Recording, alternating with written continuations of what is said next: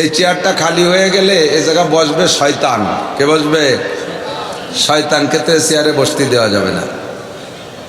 কাজেই চেয়ারটাকে যদি দখল করে রাখতে হয়, দৈনন্দিন মানুষ শিক্ষা দীক্ষায় উন্নতির দিকে যাইতেছে, বয়ানের ধাস তর্স পাল্টে যাচ্ছে, আর ছাত্রদের কপাল আল্লাহ বাঁচালি এমন পোড়া পড়ছে, জাহেরে বাতেনে গোপনে সদরে কোনো না কোনোভাবে ছাত্রদের কাছে টাচ মোবাইল আছে। আমরা মাদ্রাসায় নিষেধ করি মোবাইল রাখতে, দিনের বেলা মাঝে মাঝে মোবাইল ধরার জন্য মোবাইল কোর্টও দেই, একটা মোবাইল দিনই খুঁজে পাই না।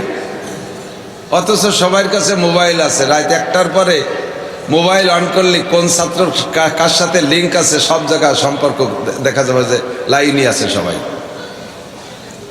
শিয়ালের মতো দিনের বেলা রাস্তাঘাটে একটা শিয়ালও দেখি না, সন্ধ্যের পরে আগানে বাগানে ডাক শুরু হয়ে যায়। তো তালাশ করলে শিয়াল পাওয়া যায় না, অথচ শিয়াল দেশে আসে না নাই। মাদ্রাসায় খুঁজলি মোবাইল পাই না, অথচ সব ছাত্রর মোবাইল আছে। তো মোবাইল একবার যারা হাতে পাইছে তাদের লেখাপড়ার বাস, লেখাপড়ায় বাস, সোজা বাস না, আহিয়ালা বাস। উলামায়ে কিরাম মুহাদ্দিসিনে কিরাম পর্যন্ত মোবাইলের পিছনে এমন লাগছে, কিতাবাদি দেখায় স্বাদ নাই। মোবাইল নিয়ে বসলে ঘন্টার পর ঘন্টা, সারা রাত কেটে যায়, কোন সময় টের পায় না। কাজেই লেখাপড়া শেষ হয়ে গেছে। এখন উলামায়ে কিরাম মাঠে ময়দানে যা বলে একটু মহাব্বতের সাথে কান লাগাইয়া শুনিয়া গুছায় গাছায় ব্যাগ ভরে রাখবা। 2-4 মাঠের থেকে 2-4 ব্যাগ কালেকশন করতে পারলে আল্লাহ বাসালে এই চেয়ারে বসে ধুয়ে মুছে খাতি পারবা। আর এই চেয়ার আর এই মাইকের বিশাল ডিমান্ড, মাইক ধরতে পারলিবার আল্লাহর রহমতে ভাতের অভাব নাই। এজন্য অনুরোধ করি, দিনের জন্যই তোমরা সব কথাগুলো মহাব্বতের সাথে কান লাগায় শুনতে হবে। পরিবেশ গঠন করার দায়িত্ব আপনাদের। দাঁড়াই থাকবেন, এই জায়গায় দাঁড়াবেন, ও জায়গায় দাঁড়াবেন। যদি দাঁড়াই থাকতে হয় তাহলে ঘরে যে দাঁড়ান, এই চোখের সামনে দাঁড়াইলে কথা বলা যায় না। আর যদি বসতে না চান, বসতে ওয়াজ শুনতে এসে থাকেন, তাহলে বসেন। আপনাদের দেশে এক প্রকারের পোকা আছে নাকি, লম্বা লম্বা রেলগাড়ির মতো, খুব আস্তে আস্তে চলে, কি কয় রে? কেন্ন কেন্ন কেন্ন আছে না? ও কি খুব দ্রুত গতি নাকি? একেবারে স্লো গতিতে চলে। তোরে যদি কন যে তুই এত আস্তে যাচ্ছিস, সেই স্টার্টে যাবি কোন সময়, একটু ঠেলা দেন যে একটু তাড়াতাড়ি হাঁট। ওরে ধাক্কা দিলি কি রে? দলা বলায় গোসাই বসে দেয়, পারলি তুই হাঁট, আমি পারবো না। যাও হাঁটতেছিল তাও ব্রেক হয়ে যায়। তো যারা দাঁড়ায় দাঁড়ায় শুনতেছিল তাকে বসতি বলার পরে যদি হাইটে চলে যায় তাতে আর এক বেকায়দা। তাহলে দাঁড়াই শুনেন। সময় কম কামাই বেশি, আমার দেখ, সময় কম কামাই বেশি। আম্বিয়া আলাইহিমুস সালাতু ওয়াস সালাম সারা রাত মাহফিল করছে, রাত 1টা 2টা 3টে পর্যন্ত মাহফিল করছে। কোনো ওলামায়ে কিরাম ইতিহাস দিয়ে বলতে পারবে না। অথচ বয়ান করা নবীদের সুন্নাত। আমার নবী, বিশ্ব নবী মুহাম্মদুর রাসূলুল্লাহ সাল্লাল্লাহু আলাইহি ওয়াসাল্লাম প্রধান বক্তা। হুজুরও বয়ান করতেন। তো হুজুরের বয়ানের সুন্নতি টাইম ছিল ফজর বাদ আর মাগরিব বাদ। ফজর বাদ আর মাগরিব বাদ, এই 2 টাইম হুজুর বেশি বয়ান করতেন। আর জুমার খুতবার ভিতরে 1 সপ্তাহ বয়ান করতেন। কখনো বিশেষ কোনো প্রয়োজন হলে সাহাবায়ে কিরামদেরকে ডেকে এনে অতর্কিতভাবে বসাইয়া সে কথাগুলো বলতেন। তো হুজুর আলাইহিস সালাতু ওয়াস সালামের বয়ানের সুন্নতি 2টা টাইম, ফজর বাদ আর মাগরিব বাদ। মাগরিবের পরে, মাগরিবের আগ পর্যন্ত 90% মানুষের দুনিয়ার কাজকাম শেষ হয়ে যায়, 90% মানুষের। মাগরিবের পরপর পেশাব পায়খানার জরুরত অতটা চাপে না। মাগরিবের পরেই অত তাড়াতাড়ি ক্ষুধা লাগে না, ঘুমের চাহিদা থাকে না। এই টাইমটা মন মস্তিষ্ক খুব ফ্রেশ থাকে, বয়ান করতেও ভালো লাগে, শুনতেও ভালো লাগে, বলতেও ভালো লাগে, শুনতেও ভালো লাগে, কথা বোঝা যায়। রাত যত বাড়বে বিভিন্ন পেরেশানি আসবে, বিভিন্ন জরুরত আসবে, পেশাব আসবে, পায়খানা আসবে, ক্ষুধা লাগবে, ঘুম আসবে। আর ধীরে ধীরে রাত বাড়লে এই বিরক্তির কারণে কথা শুনেও স্বাদ হয় না, বলেও স্বাদ হয় না। এজন্য হুজুর আলাইহিস সালাতু ওয়াস সালাম মাগরিব বাদ বয়ান করতেন। সারা রাত ঘুমের পরে ফজরের নামাজ পড়া কাজে বেরোনোর আগে আবার 1 ঘন্টা মানুষের মন মস্তিষ্ক ফ্রি থাকে, ব্যস্ততা থাকে না, ওই সময় বয়ান করতেও ভালো, শুনতেও ভালো। যার কারণে দেখবেন বিশ্ব ইজতেমা এবং তবলিগ ওয়ালাদের বয়ান সারা দুনিয়া জুড়ে ফজর বাদ আর মাগরিব বাদ। আসল বয়ান কোন সময়? ফজর বাদ আর মাগরিব বাদ। মাইক নাই, লাইট নাই, প্যান্ডেল নাই, পোস্টার নাই, হ্যান্ডেলিং নাই, হ্যান্ডবেলিং নাই, কোনো কিচ্ছু নাই। সুন্দর করে বয়ান করতেছে। ধীরে ধীরে তাদের বয়ান সারা পৃথিবীর আনাচে কানাচে পৌঁছে গেছে। বয়ানের জগতে তারা সুন্নতের পাবন্দি করার কারণে তবলিগ ওয়ালাদের বয়ানের ক্রিয়া হচ্ছে বর্তমানে এই মুহূর্তে প্রত্যেক এক দিন কমপক্ষে তবলিগ ওয়ালাদের মেহনতে সারা বিশ্ব জুড়ে জরিপ চলতেছে, ডেলি এক দিনে 1000 করে কাফের কলেমা পড়ে মুসলমান হচ্ছে। মাসে 30,000, মাসে 30,000 এই হারে মুসলমান হচ্ছে বয়ানের সুন্নত ঠিক রাখার কারণে। আমাদের এই ওয়াজের মাঠে এসে সুন্নত ঠিক রাখি না, মাগরিবের থেকে ঈশা পর্যন্ত মাঠটা খালি থাকবে, পোলাপান দৌড়াদৌড়ি করবে, ঘোরাঘুরি করবে। এরপরে ঈশার নামাজ পড়িয়া এক বক্তা, তারপরে এক বক্তা, যত কঠিন সাবজেক্ট ধীরে ধীরে রাত বাড়বে, আর শ্রোতারা এসে বসবে, জিমেবে, ঘুমাবে, নালাবে।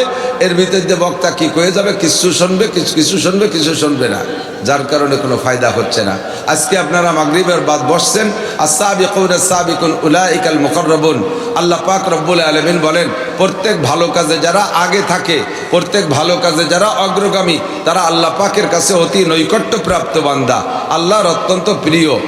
কালীগঞ্জ একটা থানা সদর, যদিও একটা থানা, তবে আমার বাংলাদেশে জানা মতে অনেক নতুন জেলার চাইতে আপনাদের এই থানা সদরের পরিসরটা অনেক বড়, বাজারঘাট বড়, ব্যবসা বাণিজ্য ভালো, জনগণ খুব বেশি। এই লক্ষ লক্ষ মানুষের মধ্য থেকে আল্লাহ পাক আমাদেরকে আপনাদেরকে বাছাই ছাঁটাই করে, মোহাব্বত করে, সুন্নতি টাইমের অনুসরণ করে আসার বসার তৌফিক দান করেছেন। শুকর আদায় করি আলহামদুলিল্লাহ। সময় আমারও কম, আপনাদের সকলেরই সময় কম, গোটা দুনিয়ারই সময়। যুবক ছাত্র এদিক আমার দিক, 10টা বকারায়াত গরচে বসা ছাড়ে মার। ফার্সি যারা পড়ে তারা তো বোঝার কথা, কিন্তু তাও বোঝার দিন শেষ, ফার্সি পড়বে না। অথচ হাফিজুর রহমান সিদ্দিকী যখন ফার্সিতে শের পড়ে, শুনতে আবার খুব মজা পায়। তা আর একজনের শেরগুলো শুনতে মজা পাও, তা তুমি নিজে একটু পড়িয়ে সুর দাও। সে সময় কয় না, ফার্সি লাগে কোন সাগে, ফার্সি যে কি হয় সে সময় ফার্সি লাগে না। ছোট্ট ছোট্ট করে রেখে দাও, মনে রাখবা, কাজে লাগবে। ফার্সিতে বলে 10টা বাকার আয়াত গরচে বসা ছাড়ে মার, রেখে দাও, কাজে লাগবে। যদিও সাপের মাথা, এই এই এই কুচোগুলো সার দি, এনে ভলেন্টিয়ার নেই। এই যে আর একটা আছে, যত জায়গা মাহফিল এই খুদকুড়োগুলো সামনে বসে, এরা ওয়াজ বোঝে না, বিভিন্ন উল্টো পাল্টা করে টরে পরিবেশ নষ্ট করে। ওই যে আর একটা রওনা দিচ্ছে।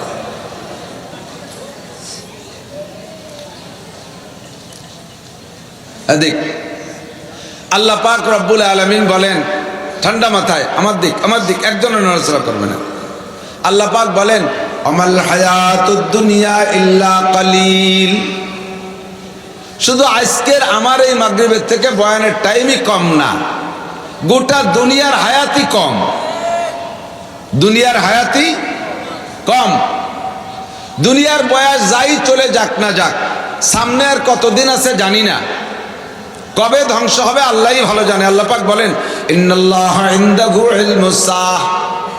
কিয়ামত কবে হবে এইটা আমি ইসরাফিল আলাইহিস সালামকে জানতে দেই নাই, কোন নবী রাসূলকে আমি বলে দেই নাই কিয়ামত কবে হবে। তবে কিয়ামত হবে কতক্ষণ, ইযা ওয়াকাতিল ওয়াকিআ লাইসা লিওয়াকাতিহা কাযিবা। ওই ঘটনা ঘটবে, তার মধ্যে কোনো সন্দেহ নাই, ওর মধ্যে মিথ্যার কোনো অবকাশ নাই। এ দুনিয়া ধ্বংস হবে, তবে কবে হবে জানি না। মান্তেকের ভাষায় বলে আল মান্তেক মেরকাত ইত্যাদি মান্তেকের কিতাব আছে, তার মধ্যে বলে দুনিয়া হাদেস। হাদেস কাকে বলে? যে আগে ছিল না, এখন আছে, আবার থাকবে না, এর নাম হলো হাদেস। দুনিয়া একসময় ছিল না, এখন আছে, একসময় থাকবে না। যত কোটি বছর হোক না কেন অবশেষে দুনিয়া ধ্বংস হয়েই যাবে। কথা বলুন ঠিক কি ঠিক না? আল্লাহ পাক এই দুনিয়ার লম্বা টাইমের পরেও নাম রেখেছে আমাল হায়াত দুনিয়া ইল্লা কালিল।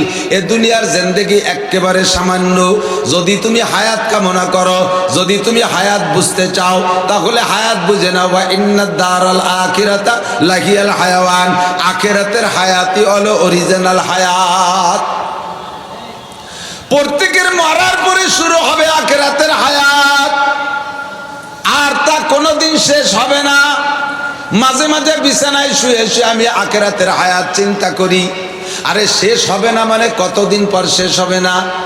1,00,000 কোটি বছর, 1,00,000 কোটি বছর আখিরাতের হায়াত। জান্নাতে গেলাম 1,00,000 কোটি বছর, জাহান্নামেও না গেলাম তাহলে 1,00,000 কোটি বছর। এ তো বহুত বড় একটা লম্বা সময়। কয় এতদিন পরে কি হবে? কয় তারপরও 1,00,000 কোটি বছর। কয় তারপরে কি হবে? কয় তারপরও 1,00,000 কোটি বছর। কয় তারপরে কি হবে? কয় কোটি কোটি কইতে কইতে তোমার হাঁটুর কোটি খুলে যাবে, তবুও আখিরাতের কোটি কয়া শেষ হবে না। আখিরাতের হায়াত এত লম্বা, কথা কান্তি কিরিক না, দীর্ঘ লম্বা হায়াত। ওয়া ইন্নাদ দারাল আখিরাতা লাহিয়াল হায়াওয়ান। জান্নাতীদেরকে জান্নাতে দেওয়ার পরে জাহান্নামীদেরকে জাহান্নামে দেওয়ার, ভাই ছেলেরা খেয়াল, জান্নাতীদেরকে জান্নাতে দেওয়ার পরে জাহান্নামীদেরকে জাহান্নামে দেওয়ার পরে দুই দলের মাঝখানে আল্লাহ পাক একটা প্রাণীকে জবাই করবে। বুখারী শরীফের হাদিস। একটা প্রাণীকে জবাই করবে আল্লাহ তাআলা ফেরেশতাদের মাধ্যমে। সর্বপ্রথম জান্নাতীরা জিজ্ঞেস করবে, রব্বানা মা যাবাহতা বাইনা আইদিনা। রব্বুল আলামিন, জান্নাতের মধ্যে তো খাইতে গেলে কোনো প্রাণী জবাই করে খাওয়া লাগে না। গোশত খাইতে যাব, উটের গোশত, কোন জায়গা জবাই হবে তার মাজবাহ কোন জায়গায়, তার কোন জায়গা থেকে জবাই হয়, সোলাকুটা কোথায় হয় দেখি না, শুধু খাইতে ইচ্ছা করলে গোশত চলে আসে। হরিণীর গোশ খাইতে চাইলে চলে আসে, খাসির গোশ খাইতে চাইলে চলে আসে। জবাই করে তো কিছু খাওয়া লাগে না। তুমি এই যে আমাদের সামনে ফেরেশতার মাধ্যমে জবাই করলা, মা যাবাহতা বাইনা আইদিনা, সামনের পরে এটা কি জবাই করলে? আল্লাহ পাক জবাব দিবেন, যাবাহতু বাইনা আইদিকুম মাউতাকুম, তোমাদের মরণকে জবাই করে দিছি। কাকে জবাই? বলবে আল্লাহ মরণকে জবাই করলে তো বুঝলাম না তর্জমা। কয় যে মরণরে জবাই করে মেরে ফেলাইছি, তোমাদের আর কোনোদিন মরণ হবে না। জান্নাতীদের যখন এ কথা বলবে, ওদিকে তারা জান্নাতের নিয়ামত তো পাইছে পর্যাপ্ত, এত নিয়ামত পেয়েছে। জান্নাতের নিয়ামত পাইয়া রব্বুল আলামিনের শুকর আদায় করে কয়, আলহামদুলিল্লাহিল্লাযী কদ ওয়াজাদনা মা ওয়াদানা রব্বুনা হাক্কা। সকল প্রশংসা ওই আল্লাহর, যে আল্লাহ আমাদের জান্নাতের মধ্যে যত নিয়ামত দেওয়ার ওয়াদা করেছিলেন সব নিয়ামত পরিপূর্ণ পুঙ্খানুপুঙ্খ দিয়েছে। 70টা 72টা হুরের কথা বলেছেন, তাও আমরা পেয়েছি। 80,000 গেলমানের কথা বলেছে, তাও আমরা পেয়েছি। মধুর নদী দিতে চেয়েছেন, তাও আমরা পেয়েছি। আরে দুধ শরবত আর পানির নদীর কথা বলেছে, তাও আমরা পেয়েছি। জান্নাতের ভিতরে 6,666 তালা দালানের কথা বলেছে, তাও আমরা পেয়েছি। জান্নাতের ভিতরে সবই আমরা পাইলাম। আলহামদুলিল্লাহিল্লাযী কদ ওয়াজাদনা মা ওয়াদানা রব্বুনা হাক্কা। সব প্রশংসা ওই আল্লাহর, যে আল্লাহ যা ওয়াদা করেছেন সব আমাদেরকে দিয়েছেন। এখন চিন্তা ছিল কতদিন পর মরে যাই নাকি, এত বড় নিয়ামত ভান্ডার থেকে যদি মরে যাই তাহলে আমাদের আর কি স্বাদ থাকলো। এখন আমাদের সামনে যখন মরণকে জবাই করে দিয়েছেন, আল্লাহ বললেন আর তোমাদের কোনোদিন মরণ হবে না। এই সুসংবাদ শুনে জান্নাতীরা স্লোগান দিতে থাকলো, আলহামদুলিল্লাহ। জাহান্নামীরা জিজ্ঞেস করবে, রব্বানা মা যাবাহতা বাইনা আইদিনা, আল্লাহ আমাদের সামনে কি জবাই করলা? আল্লাহ পাক তাদেরকে বলবেন, যাবাহতু মাউতাকুম, তোমাদের মরণ জবাই করেছি। বলবে আল্লাহ মরণ জবাই করার তর্জমা কি? আল্লাহ কয়, ফি নারি জাহান্নামা খালিদিনা ফিহা আবাদা। এই যে জাহান্নামে গিয়েছো আর অনাদি অনন্তকাল কোনোদিন তোমাদের মরণ হবে না। লা তামুতুনা ফিহা ওয়ালা তাহয়াউন। এই জাহান্নামের মধ্যে তোমরা মরবাও না, বাঁচপাও না। তার মানে মরণের পরে যেই বাঁচা ওই বাঁচা না, তোমরা এর মধ্যে কোনোদিন আর মরবা না। খালিদিনা ফিহা আবাদা। সাপে কামড়াইতেছে, কামড় খাইতেই থাকবে। থাকবা, বিচ্ছুতে কামড়াইতেছে কামড় খাইতেই থাকবা, আগুনে পোড়াইতেছে পুড়তেই থাকবা, পা উঁচু করে মাথা নিচু মুখে দিয়ে ঝুলাই রাখছে ঝুলন্তই থাকবা, আরে শিকের ভিতরে গাইটা পোড়ানো হচ্ছে ওভাবে পুড়তেই থাকবা। কয় আল্লাহ এমন করে কতদিন? কয় চলতে থাকবে, কোনো শেষ নাই। কুল্লামা নাদিজাত জুলুদুহুম বাদদালনাহুম জুলুদান গায়র। তোমাদের প্রত্যেক মুহূর্তে আমার দিক প্রত্যেক মুহূর্তে মুহূর্তে তোমাদের গায়ের রক্ত মাংস জাহান্নামের আগুনে পুড়ে গলে শেষ হয়ে যাবে। সঙ্গে সঙ্গে সেকেন্ডের মধ্যে আর একটা বডি তৈরি করে দেওয়া হবে। কেন হবে? লিযিকাহুমুল আযাব, যাতে জাহান্নামের শাস্তি তোমরা পরিপূর্ণ উপলব্ধি করতে পারো। হে আমার প্রাণপ্রিয় বন্ধুবার, উলামায়ে কিরাম, তুলাবায়ে জাম, দেশের জেনারেল শিক্ষিত সর্বসাধারণ বন্ধুরা, আমার পর্দার আড়ালের মা বোনেরা, তামাশা করে উড়াই দিও না। আরে এই তামাশা গাহে আলম রয়ে তুস তো কোজা বাহরে তামাশা আমি রবি। এ দুনিয়াটা তামাশা, আর তামাশা দেখতে কোথাও যা লাগবে না। তামাশা মনে করে এ কথাগুলোকে তুমি উড়াই দিও না, একটু অন্তরের ভিতরে জায়গা দাও। তোমাকে একবার জাহান্নামের ভিতরে ঢুকোয় দেওয়ার পরে আর তোমার মরণ হবে না। একটা বডিতে দীর্ঘক্ষণ যদি শাস্তি দেওয়া হয়, একটা বডিতে দীর্ঘক্ষণ যদি পিটানো হয়, দেখবেন প্রথম কয়েক পিটানে ব্যথা পায়, প্রথম কয়েক পিটানে ব্যথা পায় আর কান্দে। কিছুক্ষণ পিটানোর পরে শরীরটা বেবোধ হয়ে যায়, শরীরটা বেবোধ হয়ে যায়, এরপরে পিটানের ব্যথা আর অনুভব হয় না। এই জন্য আল্লাহ পাক বলেন লিযিকাহুমুল আযাব, জাহান্নামের ভিতরে তোমাদের প্রত্যেক মুহূর্তে মুহূর্তে দেহ পরিবর্তন করে দেওয়া হবে, যাতে নতুন দেহতে আগের দেহের চাইতে বেশি শাস্তি উপভোগ করতে পারো, উপলব্ধি করতে পারো, অনুভব করতে পারো। আগের দেহের চাইতে নতুন দেহের ভিতরে 100 গুণ উপলব্ধি আর অনুভূতি শক্তি বেশি হবে। এমন করে আপনি অনাদি অনন্তকাল জাহান্নামে পুড়তে থাকবে। ওই হায়াতের কোনো শেষ, সাজাও অনাদি অনন্তকাল আর শান্তিও অনাদি অনন্তকাল। ওইটার নাম হলো হায়াত। দুনিয়ার হায়াত একেবারে কম। আমাল হায়াতুদ দুনিয়া ইল্লা, আমার দিকে আরেকটু তাকান, একটু লক্ষ্য করেন। আখিরাতের হায়াত আর দুনিয়ার হায়াতের মধ্যে পার্থক্য বুঝাইতে গিয়ে শাহ আব্দুল হক মুহাদ্দিস দেহলভী রহমাতুল্লাহ আলাইহি একটা উদাহরণ বলেছেন। খেয়াল করতেছেন সবাই? খেয়াল করতেছেন? আমি এক জায়গা বয়ানের পরে, বয়ানের ভিতরে নামাজের সাজা শাস্তি কি হবে এই সংক্রান্ত কথা বলছি। বলার পরে এক যুবক আইসে বলতেছে, হুজুর আজকে যা বলছেন কি সবই সত্যি? আমি কই তোমার সন্দেহ হয়েছে কোন জায়গা? কয় যে আমার একটা জায়গা সন্দেহ হলো, সেটা হলো এক ওয়াক্ত নামাজের জন্য 80 হুকবা জাহান্নাম, আর এক হুকবায় 2,88,00,000 বছর। এক হুকবায় 2,88,00,000 বছর, আর এক ওয়াক্তে নামাজের জন্য 80 হুকবা। তাহলে 80 হুকবারে 2,88,00,000 দিয়ে গুণ দিলি, এক ওয়াক্তে নামাজের কারণে জাহান্নামে পোড়া লাগবে 200 কোটি, আরো 30 কোটি, আরো 40 লক্ষ বছর। একটা মানুষের ভিতরে চেহারার ভিতরে কোনো পরিবর্তন দেখতেছে না, ভয় নাই কাহারও। বোঝা যায় যে আপনারা সবাই নিয়মিত নামাজ পড়ছেন, আপনাদের কাহারও জিম্মায় নামাজ কাজা নাই, এরকম নাকি? জীবনে নামাজ ছুটে গেছে কি যায় নাই? কতক্ষণ ছুটছে কি ছোটে নাই? নামাজ ছুটে গেছে না? ভালো করে মনে রাখেন, এসে গেলে একটু কয়ে যাই, ফাঁকে মনে রাখেন কোন যাতে ছুটি। নামাজ যদি কেউ ছুটে যায়, মরার আগে 1 কোটি বার তওবা করলেও নামাজের শাস্তি থেকে আপনার রেহাই নাই। পরে আসে আগের রাত আর পরের দিন মিলে যায় একদিন। এমনি সময় বুঝে না আসলেও রমজান মাসে বুঝে আসে আগামীকাল রোজা থাকতে হবে, এই রাত্র থেকেই তারাবি পড়া লাগে।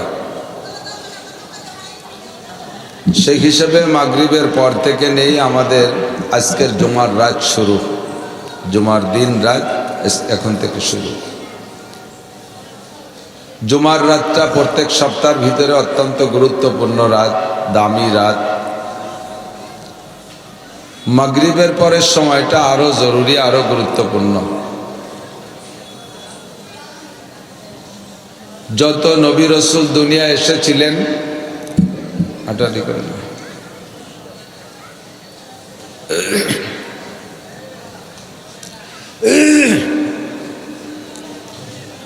কোনো নবী রসুল KG, kindergarten, primary, high school, college, বিশ্ববিদ্যালয়ের শিক্ষক ছিলেন না।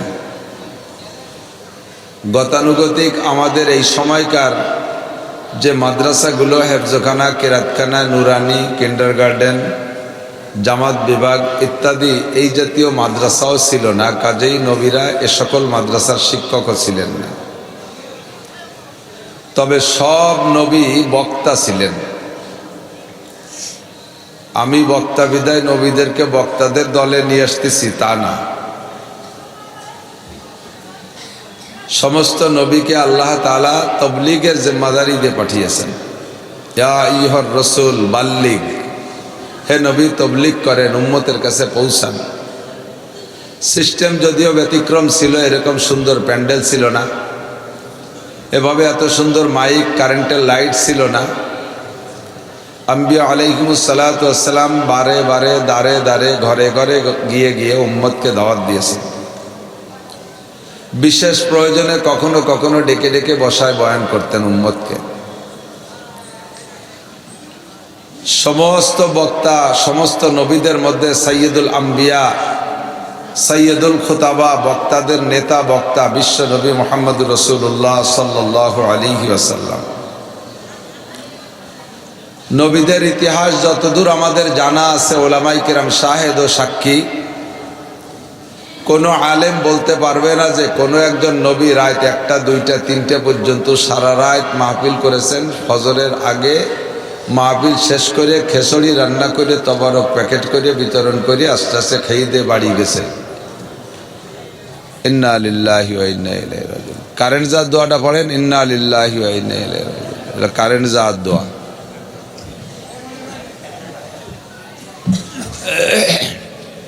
আমরা এই ফাঁকে একটু জিকির করে ফেলি, লা ইলাহা ইল্লাল্লাহ, লা ইলাহা ইল্লাল্লাহ।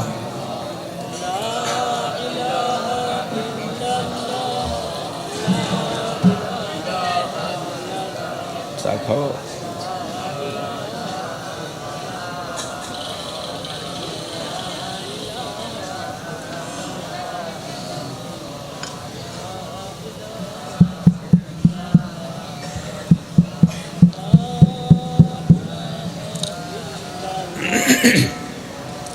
লা ইলাহা ইল্লাল্লাহু মুহাম্মাদুর রাসূলুল্লাহ। খুব লক্ষ্য করি, খেয়াল করতেছেন, আমি বয়ানের ভিতরে বিশেষ করে মাদ্রাসার ছাত্র, আসাতেজায়ে কেরাম, উলামায়ে কেরাম যদি বসেন তাদেরকে বিশেষভাবে টার্গেট করি। সব ছাত্ররা খুব মনোযোগ দিয়ে সব বক্তার বয়ান শুনতে হবে। বক্তা ছিলেন যশোরের হুজুর রহমাতুল্লাহ আলাইহি, চলে গেছেন। বক্তা ছিলেন আলী হোসেন সাহেব হুজুর রহমাতুল্লাহ আলাইহি, চলে গেছেন। সেনহাটির মুজিবুর রহমান সাহেব হুজুর চলে গেছেন। সুটপার হুজুর খলিলুর রহমান সাহেব চলে গেছেন। হাবিবুল্লাহ মিসবাহ সাহেব চলে গেছেন। মজহারুল ইসলাম সাহেব চলে গেছেন। এমন করে আমাদের মাঝে, আমাদের কওমি অঙ্গনে যারা বড় বড় বক্তা ছিলেন সব চলে গেছে। কাব্বারানি মৌতুল কুবারা, ওই বুড়োরা মুরব্বীরা চলে যাওয়ার পরে আমরা মুরব্বী হয়েছি। আবার হঠাৎ করে শুনবে একদিন আমার মৃত্যু খবর, কেঁদে কেঁদে আসবে সবাই দিতে শুধু কবর। এখন আমাকে মানুষের রাস্তাঘাটে দেখা হলেই ওয়াজের দাওয়াত দেয়। মাঝখানে চলতি পথে গাড়ির থেকে নামে এক চার দোকানে চা খাইতে বসলে সে দোকানদারও আমার একটা ওয়াজের দাওয়াত দেয়। যেখানে যার সাথে দেখা হয় ওয়াজের দাওয়াত দেয়। আঞ্চলিক ভাষায় বলে ঢেকি, আকাশে গেলেও লাথি খায়। ঢেকি রেখেও চুমো দেয় নাকি? ঢেকিছেন এদিক আছে ঢেকি, চাউল বানায় না ধান ফারাইয়া, তো ঢেকি রেখে কি চুমো দেয়? ওরে সবাই লাথি দেয়। ও আকাশে গেলেও ঢেকি লাথি খাবে। তো আমরা বক্তারা যেখানেই যাই সে জায়গা যে ওয়াজের দাওয়াত পাই। বহুত হাদিয়া, তোহবা, ওয়াজের দাওয়াত ইত্যাদি আমাদের কাছে আসে। হঠাৎ একদিন আমার কাছে, আপনাদের কাছে খবর আসবে মৌলানা নাসির সাহেব মারা গেছে। হঠাৎ করে শুনবে একদিন আমার মৃত্যু খবর। কেঁদে কেঁদে আসবে সবাই দিতে শুধু কবর। এখন আমাকে ওয়াজের দাওয়াত দিতে যায়, টাকা পয়সা নিয়ে যায়, অনেক হাদিয়া তোহফা নিয়ে যায়, আর আমার মরণের খবর আসলে আর কেউ আমার ওয়াজের দাওয়াত দিতে যাবে না। মোহাব্বত থাকলে যদি সম্ভব হয় গিয়ে 3 মুঠ মাটি দেওয়ার জন্য যাবে, ঠিক কি না? তো আমরাও বুড়ো হয়ে যাচ্ছি। আজ থেকে প্রায় 20-21 বছর আগে আমি এ মাদ্রাসায় এসেছি। তারপরে বেশ কয়েকবার আসছি, মাঝে অনেক দিন আসা হয় না। দাড়ি তখন কাঁচা ছিল, আর এখন দাড়ি বেশিরভাগই পাইকা সাদা হয়ে গেছে, মেহেদি লাগায় লাল বানায় রাখছি। আর একদিন এমন হবে যে সেদিন আর দাড়ি পাকারও সময় থাকবে না, আমরা চলে যাব। ছাত্রদের বলছি এই চেয়ারটা খালি রাখা যাবে না। এই চেয়ারটা খালি হয়ে গেলে এ জায়গা বসবে শয়তান। কে বসবে? শয়তানকে তো চেয়ারে বসতে দেওয়া যাবে না। কাজেই চেয়ারটাকে যদি দখল করে রাখতে হয়, দৈনন্দিন মানুষ শিক্ষা দীক্ষায় উন্নতির দিকে যাইতেছে, বয়ানের ধাস তর্স পাল্টে যাচ্ছে, আর ছাত্রদের কপাল আল্লাহ বাঁচালে এমন পোড়া পড়ছে, জাহেরে বাতেনে গোপনে সদরে কোনো না কোনোভাবে ছাত্রদের কাছে টাচ মোবাইল আছে। আমরা মাদ্রাসায় নিষেধ করি মোবাইল রাখতে, দিনের বেলা মাঝে মাঝে মোবাইল ধরার জন্য মোবাইল কোর্টও দেই, একটা মোবাইল দিনই খুঁজে পাই না। অথচ সবার কাছে মোবাইল আছে। রাত 1টার পরে মোবাইল অন করলে কোন ছাত্র কার সাথে লিঙ্ক আছে সব জায়গায় সম্পর্ক দেখা যাবে, যে লাইনই আছে সবাই, শিয়ালের মতো। দিনের বেলা রাস্তাঘাটে একটা শিয়ালও দেখি না, সন্ধ্যের পরে আগানে বাগানে ডাক শুরু হয়ে যায়। তো তালাশ করলে শিয়াল পাওয়া যায় না, অথচ শিয়াল দেশে আসে না নাই। মাদ্রাসায় খুঁজলি মোবাইল পাই না, অথচ সব ছাত্রর মোবাইল আছে। তো মোবাইল একবার যারা হাতে পাইছে তাদের লেখাপড়ার বাস, লেখাপড়ায় বাস, সোজা বাস না, আহিয়ালা বাস। উলামায়ে কিরাম মুহাদ্দিসিনে কিরাম পর্যন্ত মোবাইলের পিছনে এমন লাগছে, কিতাবাদি দেখায় স্বাদ নাই। মোবাইল নিয়ে বসলে ঘন্টার পর ঘন্টা, সারা রাত কেটে যায়, কোন সময় টের পায় না। কাজেই লেখাপড়া শেষ হয়ে গেছে।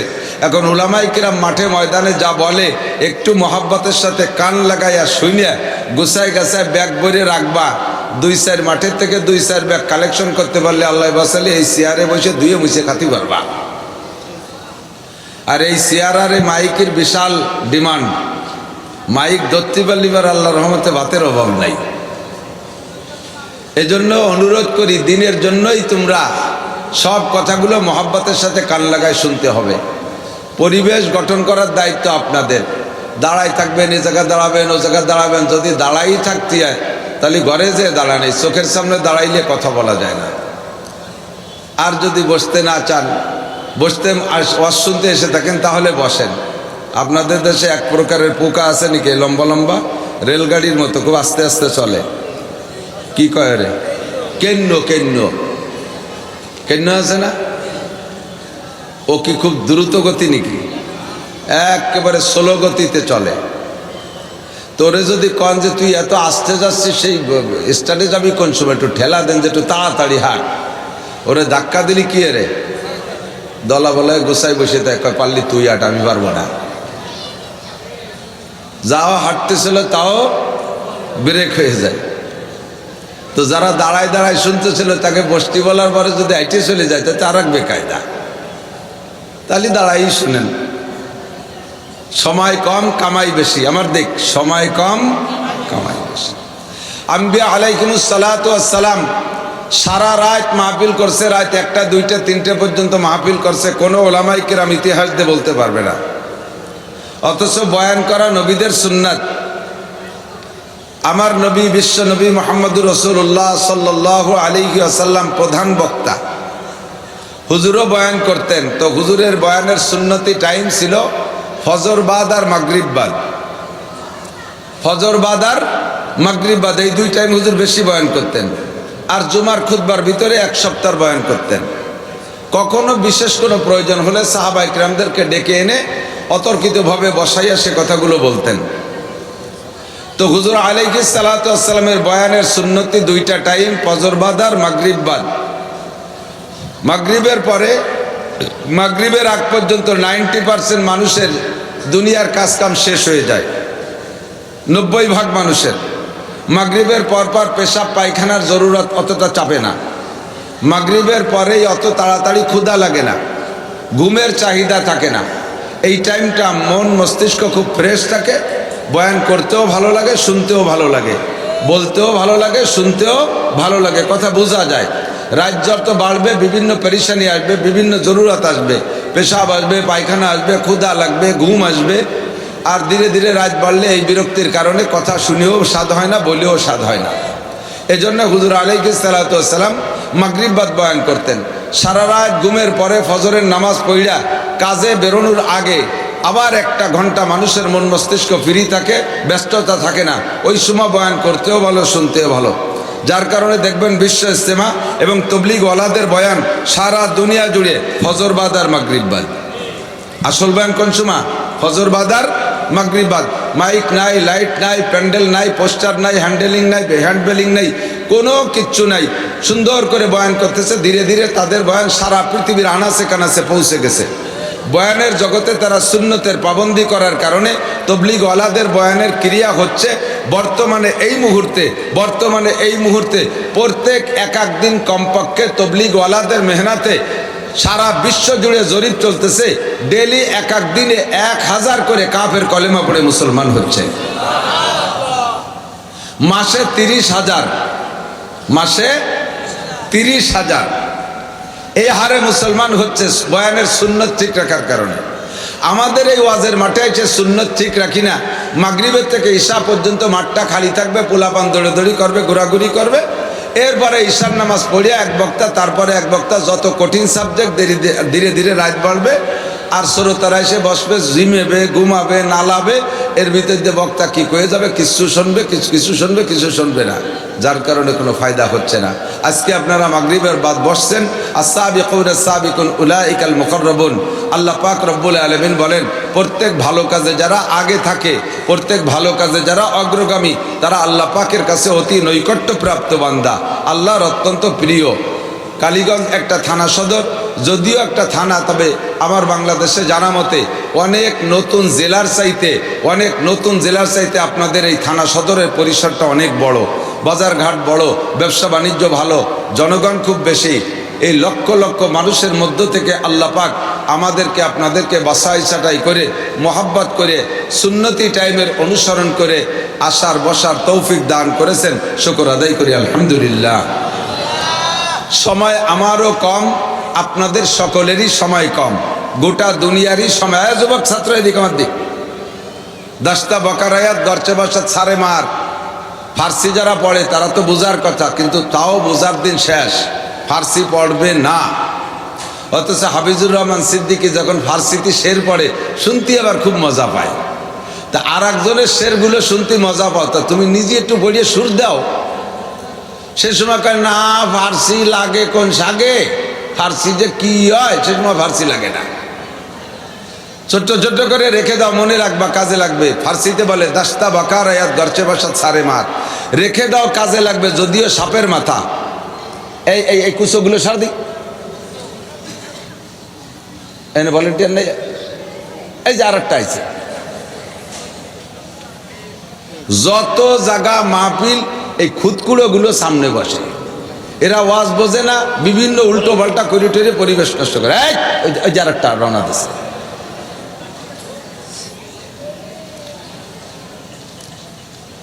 এদিক আল্লাহ পাক রব্বুল আলামিন বলেন, ঠান্ডা মাথায় আমার দিক একজনের নড়াচড়া করবে না। আল্লাহ পাক বলেন, আমাল হায়াতুদ দুনিয়া ইল্লা কালিল। শুধু আজকের আমার এই মাগরিবের থেকে বয়ানের টাইমই কম না, গোটা দুনিয়ার হায়াতি কম, দুনিয়ার হায়াতি কম। দুনিয়ার বয়স যাই চলে যাক না যাক, সামনে আর কতদিন আছে জানি না, কবে ধ্বংস হবে আল্লাহই ভালো জানে। আল্লাহ পাক বলেন, ইন্নাল্লাহা ইনদাহু ইলমুস সাআহ, কিয়ামত কবে হবে এইটা আমি ইসরাফিল আলাইহিস সালামকে জানতে দেই নাই। কোন নবী রাসূলকে আমি বলে দেই নাই কিয়ামত কবে হবে, তবে কিয়ামত হবে। কতক্ষণ? ইযা ওয়াকাতিল ওয়াকিআ লাইসা লিওয়াকাতিহা কাযিবা, ওই ঘটনা ঘটবে, তার মধ্যে কোনো সন্দেহ নাই, ওর মধ্যে মিথ্যার কোনো অবকাশ নাই। এ দুনিয়া ধ্বংস হবে, তবে কবে হবে জানি না। মান্তেকের ভাষায় বলে, আল মান্তেক মেরকাত ইত্যাদি মান্তেকের কিতাব আছে, তার মধ্যে বলে দুনিয়া হাদেস। হাদেস কাকে বলে? যে আগে ছিল না, এখন আছে, আবার থাকবে না, এর নাম হলো হাদেস। দুনিয়া একসময় ছিল না, এখন আছে, একসময় থাকবে না। যত কোটি বছর হোক না কেন, অবশেষে দুনিয়া ধ্বংস হয়েই যাবে। কথা বলুন ঠিক কি ঠিক না? আল্লাহ পাক এই দুনিয়ার লম্বা টাইমের পরেও নাম রেখেছে অমাল হায়াত দুনিয়া ইল্লা কালিল। এ দুনিয়ার জিন্দেগি একেবারে সামান্য। যদি তুমি হায়াত কামনা করো, যদি তুমি হায়াত বুঝতে চাও, তাহলে হায়াত বুঝে নাও। ওয়া ইন্নাদ দারাল আখিরাতা লাহিয়াল হায়াওয়ান, আখিরাতের হায়াতই হলো অরিজিনাল হায়াত। প্রত্যেকের মরার পরে শুরু হবে আখিরাতের হায়াত, আর তা কোনোদিন শেষ হবে না। মাঝে মাঝে বিছানায় শুয়ে শুয়ে আমি আখিরাতের হায়াত চিন্তা করি, আরে শেষ হবে না মানে কতদিন পর শেষ হবে না? 1,00,000 কোটি বছর, 1,00,000 কোটি বছর আখিরাতের হায়াত। জান্নাতে গেলাম 1,00,000 কোটি বছর, জাহান্নামেও না গেলাম তাহলে 1,00,000 কোটি বছর। এ তো বহুত বড় একটা লম্বা সময়। কয় এতদিন পরে কি হবে? কয় তারপরও 1,00,000 কোটি বছর। কয় তারপরে কি হবে? কয় তারপরও 1,00,000 কোটি বছর। কয় তারপরে কি হবে? কয় কোটি কোটি কইতে কইতে তোমার হাঁটুর কোটি খুলে যাবে, তবুও আখিরাতের কোটি কয়া শেষ হবে না। আখিরাতের হায়াত এত লম্বা। কথা কান্তি কিরিক না?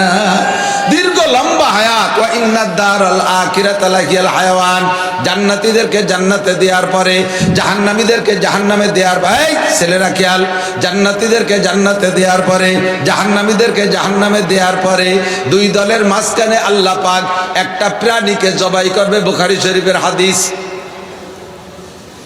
একটা প্রাণীকে জবাই করবে আল্লাহ তাআলা ফেরেশতাদের মাধ্যমে। সর্বপ্রথম জান্নাতীরা জিজ্ঞেস করবে, রব্বানা মা যাবাহতা বাইনা আইদিনা।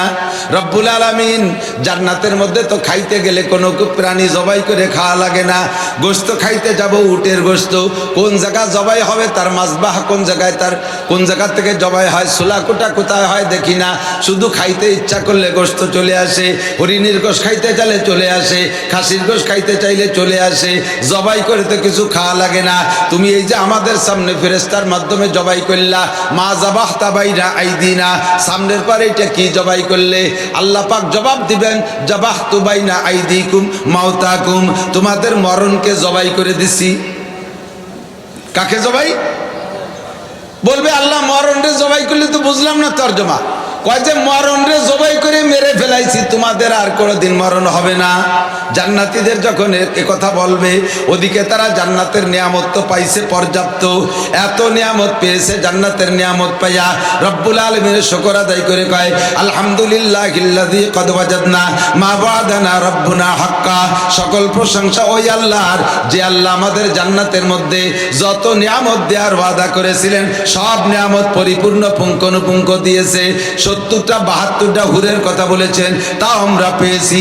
80,000 গেলমানের কথা বলেছে, তাও আমরা পেয়েছি। মধুর নদী দিতে চেয়েছেন, তাও আমরা পেয়েছি। আরে দুধ শরবত আর পানির নদীর কথা বলেছে, তাও আমরা পেয়েছি। জান্নাতের ভিতরে 6,666 তালা দালানের কথা বলেছে, তাও আমরা পেয়েছি। জান্নাতের ভিতরে সবই আমরা পাইলাম। আলহামদুলিল্লাহিল্লাযী কদ ওয়াজাদনা মা ওয়াদানা রব্বুনা হাক্কা। সব প্রশংসা ওই আল্লাহর, যে আল্লাহ যা ওয়াদা করেছেন সব আমাদেরকে দিয়েছেন। এখন চিন্তা ছিল কতদিন পর মরে যাই নাকি, এত বড় নিয়ামত ভান্ডার থেকে যদি মরে যাই তাহলে আমাদের আর কি স্বাদ থাকলো। এখন আমাদের সামনে যখন মরণকে জবাই করে দিয়েছেন, আল্লাহ বললেন আর তোমাদের কোনোদিন মরণ হবে না। এই সুসংবাদ শুনে জান্নাতীরা স্লোগান দিতে থাকলো আলহামদুলিল্লাহ। জাহান্নামীরা জিজ্ঞেস করবে, রব্বানা মা যাবাহতা বাইনা আইদিনা, আল্লাহ আমাদের সামনে কি জবাই করলা? আল্লাহ পাক তাদেরকে বলবেন যাবাহতু মাউতাকুম, তোমাদের মরণ জবাই করেছি। বলবে আল্লাহ মরণ জবাই করার তরজমা কি? আল্লাহ কয় ফি নারি জাহান্নাম খালিদিনা ফিহা আবাদা, এই যে জাহান্নামে গিয়েছো আর অনাদি অনন্তকাল কোনোদিন তোমাদের মরণ হবে না। লা তামুতুনা ফিহা ওয়ালা তাহয়াউন, এই জাহান্নামের মধ্যে তোমরা মরবাও না বাঁচবাও না। তার মানে মরণের পরে যেই বাঁচা ওই বাঁচা না, তোমরা এর মধ্যে কোনোদিন আর মরবা না। খালিদিনা ফিহা আবাদা, সাপে কামড়াইতেছে কামড় খাইতেই থাকবা, বিচ্ছুতে কামড়াইতেছে কামড় খাইতেই থাকবা, আগুনে পোড়াইতেছে পুড়তেই থাকবা, পা উঁচু করে মাথা নিচু মুখে দিয়ে ঝুলাই রাখছে ঝুলন্তই থাকবা, আরে শিকের ভিতরে গাইতা পোড়ানো হচ্ছে ওভাবে পুড়তেই থাকবা। কয় আল্লাহ এমন করে কতদিন? কয় চলতে থাকবে, কোনো শেষ নাই। কুল্লামা নাদিজাত জুলুদুহুম বাদদালনাহুম জুলুদান গায়র, তোমাদের প্রত্যেক মুহূর্তে আমার দিক প্রত্যেক মুহূর্তে মুহূর্তে তোমাদের গায়ের রক্ত মাংস জাহান্নামের আগুনে পুড়ে গলে শেষ হয়ে যাবে। সঙ্গে সঙ্গে সেকেন্ডের মধ্যে আর একটা বডি তৈরি করে দেওয়া হবে। কেন হবে? লিযিকাহুমুল আযাব, যাতে জাহান্নামের শাস্তি তোমরা পরিপূর্ণ উপলব্ধি করতে পারো। হে আমার প্রাণপ্রিয় বন্ধুবার, উলামায়ে কিরাম, তুলাবায়ে জাম, দেশের জেনারেল শিক্ষিত সর্বসাধারণ বন্ধুরা, আমার পর্দার আড়ালের মা বোনেরা, তামাশা করে উড়াই দিও না। আরে এই তামাশা গাহে আলম রয়ে তুস তো কোজা বাহরে তামাশা আমি রবি, এ দুনিয়াটা তামাশা, আর তামাশা দেখতে কোথাও যা লাগবে না। তামাশা মনে করে এ কথাগুলোকে তুমি উড়াই দিও না, একটু অন্তরের ভিতরে জায়গা দাও। তোমাকে একবার জাহান্নামের ভিতরে ঢুকাই দেওয়ার পরে আর তোমার মরণ হবে না। একটা বডিতে দীর্ঘক্ষণ যদি শাস্তি দেওয়া হয়, একটা বডিতে দীর্ঘক্ষণ যদি পিটানো হয়, দেখবেন প্রথম কয়েক পিটানে ব্যথা পায়, প্রথম কয়েক পিটানে ব্যথা পায় আর কান্দে। কিছুক্ষণ পিটানোর পরে শরীরটা বেবোধ হয়ে যায়, শরীরটা বেবোধ হয়ে যায়, এরপরে পিটানের ব্যথা আর অনুভব হয় না। এই জন্য আল্লাহ পাক বলেন লিযিকাহুমুল আযাব, জাহান্নামের ভিতরে তোমাদের প্রত্যেক মুহূর্তে মুহূর্তে দেহ পরিবর্তন করে দেওয়া হবে, যাতে নতুন দেহতে আগের দেহের চাইতে বেশি শাস্তি উপভোগ করতে পারো, উপলব্ধি করতে পারো, অনুভব করতে পারো। আগের দেহের চাইতে নতুন দেহের ভিতরে 100 গুণ উপলব্ধি আর অনুভূতি শক্তি বেশি হবে। এমন করে আপনি অনাদি অনন্তকাল জাহান্নামে পুড়তে থাকবে। ওই হায়াতের কোনো শেষ, সাজাও অনাদি অনন্তকাল আর শান্তিও অনাদি অনন্তকাল। ওইটার নাম হলো হায়াত। দুনিয়ার হায়াত একেবারে কম। আমাল হায়াতুদ দুনিয়া ইল্লা, আমার দিকে আরেকটু তাকান, একটু লক্ষ্য করেন। আখিরাতের হায়াত আর দুনিয়ার হায়াতের মধ্যে পার্থক্য বুঝাইতে গিয়ে শাহ আব্দুল হক মুহাদ্দিস দেহলভী রহমাতুল্লাহ আলাইহি একটা উদাহরণ বলেছেন। খেয়াল করতেছেন সবাই? খেয়াল করতেছেন? আমি এক জায়গা বয়ানের পরে, বয়ানের ভিতরে নামাজের সাজা শাস্তি কি হবে এই সংক্রান্ত কথা বলছি। বলার পরে এক যুবক আইসে বলতেছে, হুজুর আজকে যা বলছেন কি সবই সত্যি? আমি কই তোমার সন্দেহ হয়েছে কোন জায়গা?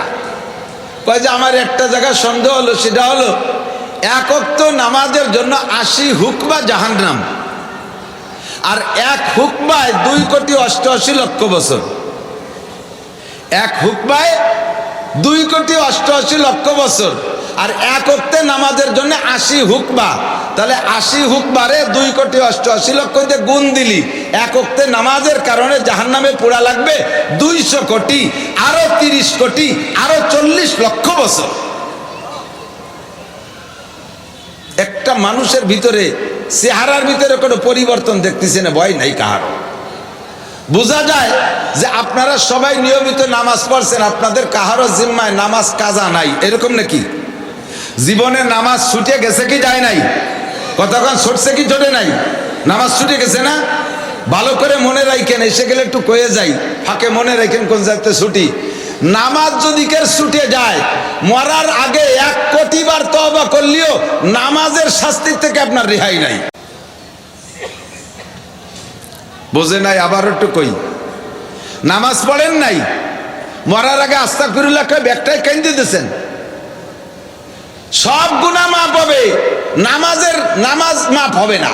নামাজ পড়েন নাই, আস্তাগফিরুল্লাহ, এর কারণে আল্লাহ নামাজ মাফ করে দিয়েছে।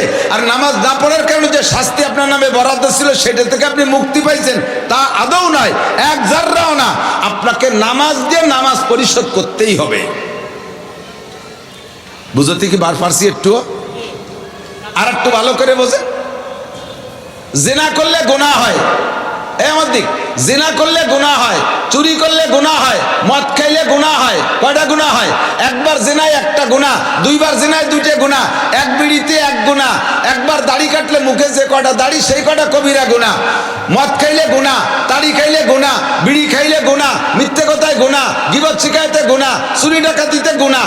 এই গুনাহগুলো আপনি আল্লাহর কাছে আস্তাগফিরুল্লাহ পড়ে অন্তর থেকে খালেসভাবে মাপ চাইবেন, আল্লাহ তাআলা আপনার সব গুনাহ মাফ করে দিয়ে গুনাহ সংখ্যা পরিমাণ নেকি দিয়ে দেবে। কিন্তু নামাজ পড়েন নাই, কোনো গুনাহ হয় নাই, রোজা রাখেন নাই, এতে গুনাহ হয় নাই, হজ করেন নাই, এতে গুনাহ হয় নাই, যাকাত দেন নাই, এতে গুনাহ হয় নাই। বুঝতেছে না বাপ? ভালো না রে, কি কঠিন সাবজেক্টের মধ্যে ঢুকলাম তা আল্লাহ জানে। নামাজ না পড়লে কি হয় না? গুনাহ হয় না। টুকান কি হয় না? সাহস পাচ্ছেন না কইতে যে হুজুর মিথ্যে কথা কচ্ছে, হুজুরের সাথে আমিও মিথ্যে কথা কব কেন? এর আল্লাহর কিরে নামাজ না পড়লে গুনাহ হয় না? এবার কি বিশ্বাস হয়? তাই নামাজ না পড়লে গুনাহ হয় না, তা বলবো কে? নামাজ না পড়লে গুনাহ হয় না।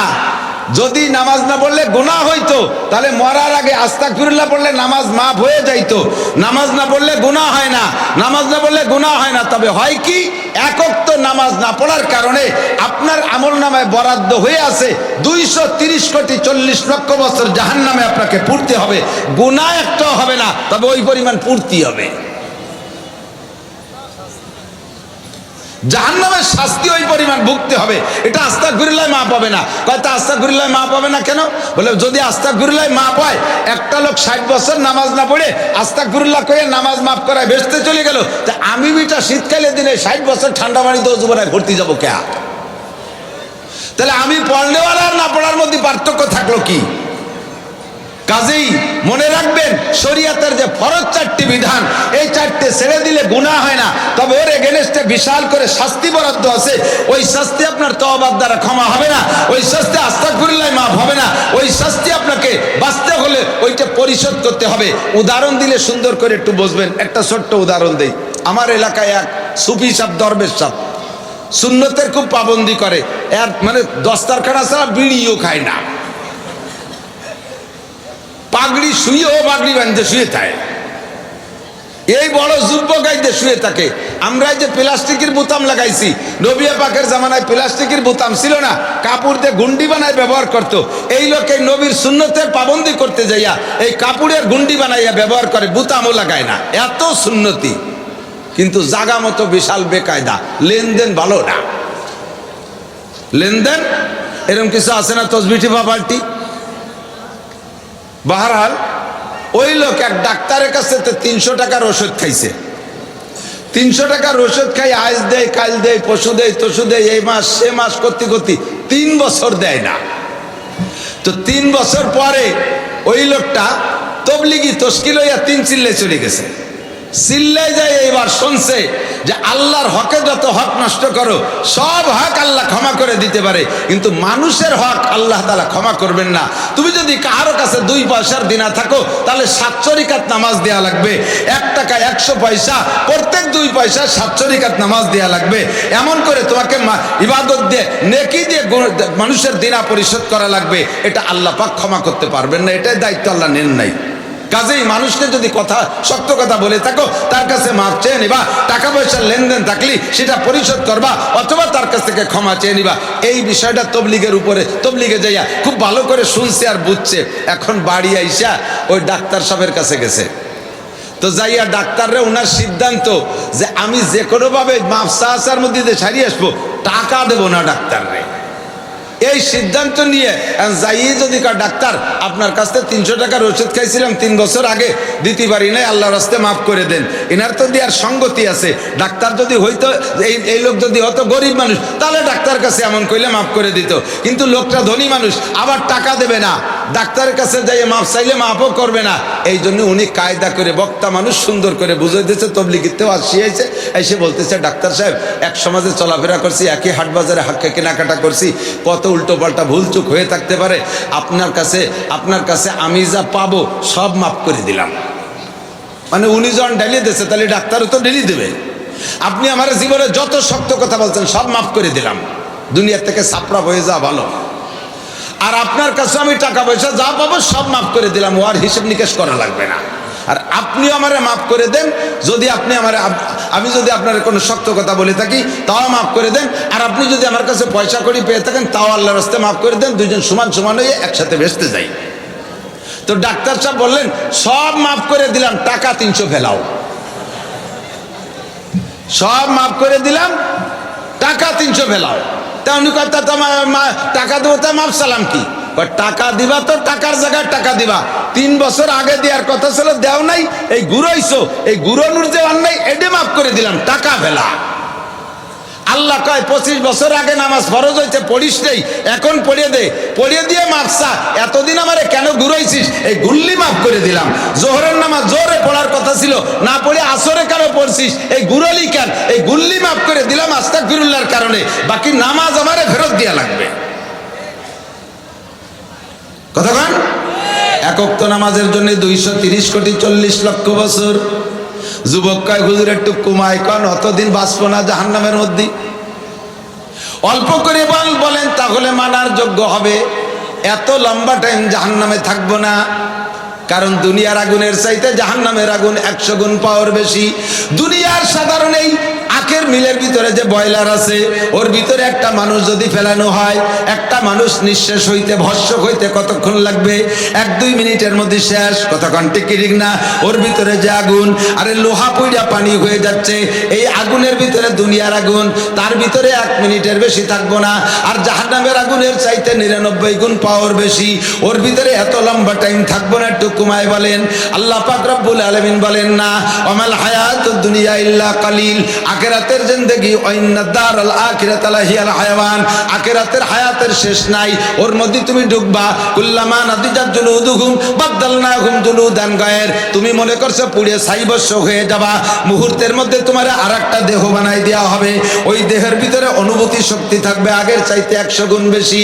আখিরাতের হায়াতের কোনো শেষ নাই। শাহ আব্দুল হক মুহাদ্দিসে দেহলভী দুনিয়ার আখিরাতের হায়াতের পরিমাণ বোঝানোর জন্য একটা উদাহরণ পেশ করেছেন। আমার দিকে খেয়াল করেন, এই জমিন থেকে প্রথম আসমানের দূরত্ব জীবন ভরে আমরা বাংলায় জানি 500 বছরের পথ। কতদিন? 500 বছরের পথ। শোনেন না, এই জমিন থেকে প্রথম আসমানের দূর কত দূর? 500 বছরের পথ। কিন্তু কোনো পরিবহনের নাম শুনছেন? পায়ে হাঁটা 500 বছর, না বাইসাইকেলের 500 বছর, না নসিমন করিমনের 500 বছর, না অটো রিক্সার 500 বছর, কোনো যানবাহনের নাম বলে নাই। 500 বছরের পথ বলা হয়েছে জমিন থেকে প্রথম আসমান। যে যানবাহনই হোক না কেন, পৃথিবীর চতুর্দিক দিয়ে মহা ফাঁকা। রকেটে 1 ঘন্টায় চলে 32,000 কিলোমিটার। এই রকেটে ফ্লাইটের পরে মঙ্গল গ্রহে যাইতে লাগে 6 মাস বিরতিহীনভাবে ওড়ে, তারপরও মঙ্গল গ্রহে যায়। আর মঙ্গল গ্রহ বেশি দূর না, মঙ্গল গ্রহ কালীগঞ্জ চৌরাস্তার কেবলই ওই পাশে, একেবারে কাছে, সবচাইতে নিকটে, পৃথিবীর কাছে মঙ্গল গ্রহ। তাই যাইতে লাগে 6 মাস, 32,000 কিলোমিটার ঘন্টায় চলে। তো দোস্ত, আসমান কত দূরে! এই বিশাল মহাকাশ, ফাঁকা আকাশকে যদি সরিষা দিয়ে ভরপুর করে দেওয়া হয়, খালি সরিষা আর সরিষা, তাহলে কত সরিষা হবে আমরা সবাই মিলে গুনে সারতে পারবো? এই বিশাল সরিষা ভান্ডারের পাশে যদি একটা মাঠ, খোলা মাঠ তৈরি করে একটা পাখিকে আল্লাহ তাআলা বলে, হে পাখি তুমি এখান থেকে সরিষা নিয়ে ওই মাঠে রাখো, এখান থেকে সরিষা নিয়ে ওই মাঠে রাখো। পাখি বলে, আল্লাহ ডেলি কতগুলো সরিষা নেব? আল্লাহ কা ডেলি কোনো সরিষা নাই, সপ্তাহে একটা নিবানা, মাসেও একটা নিবানা, বছরে একটা নিবানা, যুগেও একটা নিবানা, শতবর্ষে একটা নিবানা, 1000 বছর পরে একটা সরিষা এই মাঠ থেকে নিয়ে ওই মাঠে নিয়ে রাখবা। আল্লাহ এই একটা সরিষার ভিতরে 1000 বছর পরে একটা সরিষা নেব, তাহলে কয়টা নিয়ে থেমে যাব? কয় না, পুরো সরিষা শেষ করতে হবে। তো আব্দুল হক দেহলভী রহমতুল্লাহ আলাইহি বলেন, এই পাখিটাকে যদি আল্লাহ তাআলা সুযোগ দেন, আরো নিতে থাকে, নিতে এই বিশাল সরিষা ভান্ডার শেষ হয়ে যাবে। ও দোস্ত, তারপর আখিরাতের বছর আর আখিরাতের দিন শেষ হবে না। বলেন না সুবহানাল্লাহ। ওয়া ইন্না দারাল আখিরাতা লাহিয়াল হায়াওয়ান, আখিরাতের এই বিশাল লম্বা সময় আমাকে সেদিকে রওনা দিতে হবে দোস্ত। এখন দুনিয়ায় অল্প একটু হায়াতের ভিতরে আমাকে আখিরাতের এই বিশাল লম্বা সময় খরচ করার মতো ইনকাম করে নিতে হবে দুনিয়ার থেকে। যা আমি বলবো এই কিস্সা বলা আমার মাকসাদ না, শুধুমাত্র এতটুকু বুঝাইতে চাইছি যে দুনিয়া কতটুক আর আখিরাত কতটুক। দুনিয়ায় 70 বছর যদি হায়াত পেয়ে থাকেন, এই 70 বছরের হায়াত আখিরাতের হায়াতের সামনে 2.5 থেকে 3 সেকেন্ড। কতটুক? 2.5 থেকে 3 সেকেন্ড। এই 2.5 থেকে 3 সেকেন্ড টাইমের ভিতরে আপনি ইনকাম করবেন, অনাদি অনন্তকাল জান্নাতে থাকবেন, ভোগ করবেন জান্নাতের নিয়ামত, বিশাল জান্নাত আপনি ইনকাম করবেন। এইটা ইনকাম করার জায়গা আপনার এই দুনিয়ায় বসে মাত্র 2.5 থেকে 3 সেকেন্ডের ভিতরে। এন্ড অল্প একটু সময়ের ভিতরে আমি কিভাবে বিশাল জান্নাতের হাজার হাজার নাজ ও নিয়ামত ইনকাম করে যাব, আমার দিক হবে সবাই এদিক খুব লক্ষ্য করে খেয়াল করতে হবে। সময় কম কামাই বেশি। আমি ফাঁকে ফাঁকে বলি আল আমালু কলিল আল আজরু কাসির, বুখারী শরীফের হাদিসের অংশ। সময় কম কামাই বেশি। অল্প একটু সময়ের ভিতরে 3 সেকেন্ডের ভিতরে আমি বিশাল জান্নাত ইনকাম করে যাব। সহজ সরল পদ্ধতি। আল্লাহ পাক বলেন, আল্লাহ পাক রব্বুল আলামিন বলেন, মান কানা ইউরিদু হারসাল আখিরা নাজিদ লাহু ফি হারসিহি। যে ব্যক্তি আখিরাতের ক্ষেত চাষ করে, খেয়াল করতেছে না? খেয়াল করতেছেন? যে ব্যক্তি আখিরাতের ক্ষেত চাষ করে, আল্লাহ পাক রব্বুল আলামিন বলেন নাজিদ লাহু ফি হারসিহি, আমি তার প্রত্যেক চাষের ভিতরে বরকত দিয়ে দেই। পরিশ্রম করবে কম, পারিশ্রমিক দেব বেশি। ডিউটি করবে কম, বেতন দেব বেশি। তারা ইবাদত করবে কম, তাদেরকে নেকি দেব বেশি। আমি এইভাবে বান্দার অল্প একটু সময়কে পুষিয়ে দেব, অল্প সময়ের ভিতরে আখিরাতের এই বিশাল ইনকাম করে চলে যাবে। আল্লাহ পাক রব্বুল আলামিন বাস্তবের সাথে আমাদেরকে মিল করে কতগুলো সুন্দরভাবে আমাদের ইবাদতের সহজ পদ্ধতি শিখিয়ে দিয়েছেন। এদিক তাকান দোস্ত, মাহফিলের শেষে যদি কোনো মাহফিলের শেষে যদি তবারক থাকে, বুঝেন নাই? মাহফিলের শেষে যদি তবারক থাকে, তাহলে শেষ বক্তা ওয়াজ খারাপ করুক আর ভালো করুক, শ্রোতা ওঠে না। খেয়াল করছেন নাকি? করে বক্তা জাড়িয়ে ওয়াজ করে যাচ্ছে, শ্রোতাকে ভালো লাগতেছে না, খালি চিন্তা হতেছে গড়িতে 12টা বাজে 1টা বাজে ছাড়ে না কে। আর শ্রোতারা বসে রয়েছে, বক্তা মনে করতেছে আমার ওয়াজ খুব ভালো লাগতেছে, এজন্যই বসে রয়েছে। শ্রোতারা সেজন্যই বসে নাই, তাড়াতাড়ি ছাড়লে যখনই ছাড়বে তখনই তবারক হবে, এই তবারকের আশায় বসে রয়েছে। ওয়াজের শেষে যদি তবারক হয় তাহলে মাহফিলের শেষ পর্যন্ত শ্রোতা থাকে। মিলাদের শেষে যদি জিলাপি থাকে তাহলেই মিলাদের লোক বেশি হয়। কথা বলেন না কেন? মসজিদে শুক্রবারে ইমাম সাহেব সালাম ফিরাইয়ে ঘোষণা দিয়েছে সবাই বসবেন, অমকের বাপের জন্য দোয়া হবে। মুসল্লিরা উকি মারিয়ে দেখে সামনে কিছু আছে নাকি। যদি দেখে যে 2 প্যাকেট স্টার বিস্কুট, কয় যে হুজুর সুন্নত বাড়ি যে পড়া সুন্নত, তাড়াতাড়ি ছুটি নেয়। আর যদি উকি মারিয়ে দেখে এরকম বড় বড় জিলাপি আর মিষ্টির বস্তা আছে, সুন্নতের পরে আর 2 রিকাত নফল, তারপরে আরো 2 রিকাত পড়ে, কারণ শেষে মাল আছে। মিলাদের শেষে যদি হুজুররা টাকা দেয় তাহলে হুজুররা ওই এলাকার দাওয়াত খুব যত্ন সহকারে গ্রহণ করে। বক্তাদের যদি ওয়াজের পরে ভালো হাদিয়া হয়, বক্তারা সেই এলাকার ওয়াজগুলো খুব খুঁটিয়ে খুঁটিয়ে বেছে নেয়। যে এলাকায় ওয়াজের পরে টাকা কম দেয়, বক্তাদের দাওয়াত দিতে গেলে ডায়েরির কলেরা হয়েছে, ডায়েরি খালি নাই। জাগতিক যেটা উদাহরণ বলছি দোস্ত, আল্লাহ পাক রব্বুল আলামিন মানুষের আর এদিক খেয়াল করেন, এখন রাত 12টা 1টা পর্যন্ত ওয়াজ শুনে যাওয়ার পরে, রাত 1টা পর্যন্ত ওয়াজ শুনে যাওয়ার পরে বাড়ি যাইয়া ঘুমাবেন। অধিকাংশ নামাজি মানুষও, অধিকাংশ 2-1জন আল্লাহর বান্দা ব্যতিক্রম, অধিকাংশ নামাজি মানুষও আজকে ফজরের সময় উঠে নামাজ পড়তে পারবে না। একবার যদি রাত 2টা-2:30টার সময় টাইট ঘুম এসে যায় আর ফজরে উঠে নামাজ পড়তে পারে না। কিন্তু রমজান মাসে তারাবির নামাজ পড়ে যাইয়েই শুয়ে পড়ে না, গল্প করতে করতে ইডা উডা করতে করতে চা বিস্কুটে আওয়া খাইতে খাইতে 12টা-1টা বাজায় দেয়। এরপরে ঘুমায়, আবার রাত 3টের সময় জাস্ট টাইমে উঠে যায়। কথা কান না কেন? এখন 1টায় ঘুমাইলে ফজরে উঠতে পারো না, রমজান মাসে 1টায় ঘুমাইলে 3টায় উঠে যাও। কারণ কি? এখন রাত 3টের সময় উঠলে তো কেউ 1 গ্লাস পানিও খাইতে দেয় না, আর রমজান মাসে ওই সময় উঠলি তো গলা সমান খাওয়া যায়। বোঝা যায় যেই পরিশ্রমের পরে জাগতিক কোনো পারিশ্রমিক থাকে, ওই পরিশ্রমটা করতে কেউ অলসতা করে না, ওই পরিশ্রমে কেউ পরিশ্রম মনে করে না। কথা কন ঠিক ঠিক না? লম্বা টাইম ওয়াজের শেষে তবারক পাইলে মাহফিলের শেষ পর্যন্ত থাকা যায়, মিলাদের শেষে জিলাপি থাকলে মিলাদের শেষ পর্যন্ত থাকা যায়, মিলাদে হুজুরে হাদিয়া দিলে হুজুর মিলাদটা যত্ন সহকারে পড়ে, বক্তাকে ওয়াজের পরে মোটা হাদিয়া দিলে ওই এলাকার বক্তারা, ওই এলাকায় বক্তারা মাহফিলগুলো খুঁজে খুঁজে নিয়ে নেয় আগে আগে। দোস্ত, আল্লাহ পাক এগুলো বিবেচনা করে কয় প্রত্যেকটা ইবাদতের প্রতিদান আমি আখিরাতে রেখেছি ভরপুর, তবে সব ইবাদতের প্রতিদান আমি দুনিয়ায় একটু একটু রাখছি। কোন ইবাদত, নামাজের সম্পূর্ণ প্রতিদান যদি আখিরাতে হইতো তাহলে মানুষ অত যত্ন সহকারে নামাজ পড়বে না।